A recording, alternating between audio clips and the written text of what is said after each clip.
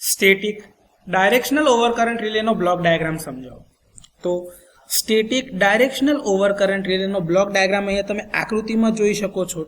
એટલો સરળ છે, પરંતુ આમાં ઘણા બધા બ્લોક એક સાથે લાગેલા છે. હવે સ્ટેટિક ડાયરેક્શનલ ઓવરકરન્ટ રિલેના નામ પ્રમાણે જો તમે જોતા હોય તો એક છે સ્ટેટિક, એટલે કે આમાં સ્ટેશનરી કમ્પોનન્ટ છે બધા, એટલે કે પાવર ઇલેક્ટ્રોનિક ડિવાઇસીસ અને સેન્સર્સ મૂકેલા છે. ડાયરેક્શનલ અને ઓવરકરન્ટ એટલે ટૂંકમાં આ પ્રકારના રિલેનો ઓપરેટ થવા માટે બે ઇનપુટની જરૂર પડશે. એક હશે તમારું ડાયરેક્શન ફીચર અને બીજું હશે તમારું ઓવરકરન્ટ ફીચર.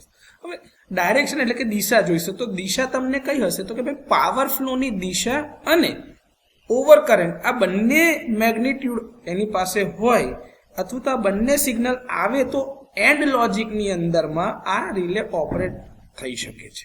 હવે એના માટે તમારે પાવર ફ્લોની દિશા માપવી પડશે અથવા તો જાણવી પડશે. એ પાવર ફ્લોની દિશા માટે તમારી પાસે વોલ્ટેજ અને કરંટ બંને વચ્ચેના ઇનપુટનું એક ફેઝ એંગલ જે ફાઈ બનશે એ એંગલની જરૂરિયાત હોય છે, કારણ કે આના લીધે તમારે પાવર ફ્લોની દિશા દેખાશે કે ભાઈ કઈ દિશામાં રિલે ઓપરેટ થશે. હવે જ્યારે આ એંગલ એટલે કે ફાઈનું મૂલ્ય અને પૂર્વ નિર્ધારિત કરેલી કરંટની કિંમત એટલે કે સેટ વેલ્યુ કરતાં જો આ કિંમત વધારે હશે તો તમારી રિલે ટ્રિપ સિગ્નલ આપશે.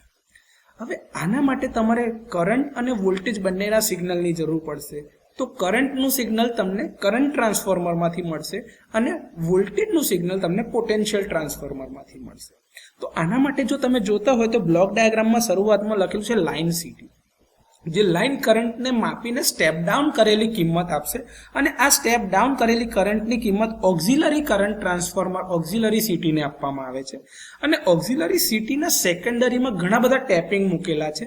એમાંથી આપણે જે લેવલ નક્કી કર્યું છે મેઝરમેન્ટ માટે અથવા તો કમ્પેરિઝન માટે, એ લેવલ પરથી કરંટના ઇનપુટને કાઢીને અહીંયા ફેઝ કમ્પેરેટર બ્લોકને ઇનપુટ તરીકે આપવામાં આવે છે.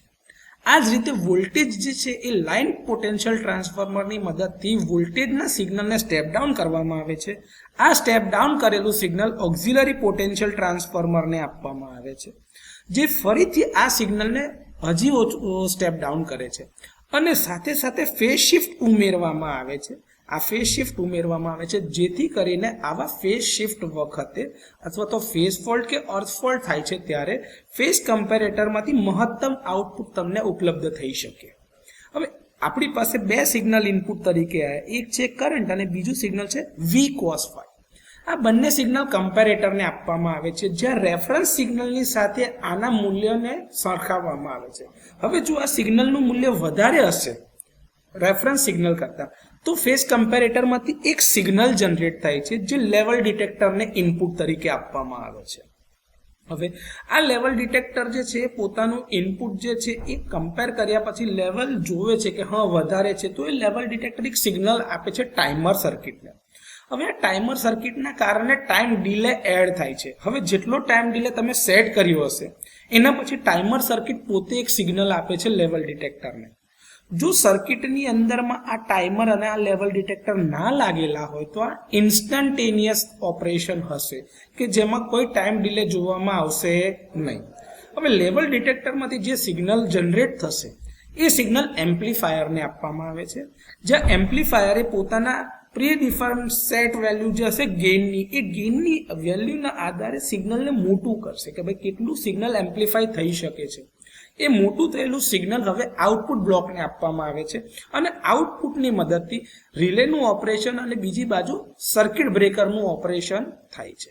સર્કિટ બ્રેકરની ટ્રીપ કોઇલ એનર્જાઇઝ થશે, જેના કારણે બ્રેકરનું ઓપરેશન થશે અને બ્રેકર હેલ્ધી અને ફોલ્ટી પાર્ટને એકબીજાથી છૂટા પાડશે. તો આ રીતે સ્ટેટિક ડાયરેક્શનલ ઓવરકરન્ટ રિલેનો બ્લોક ડાયાગ્રામ અને એનું ઓપરેશન સમજી શકે.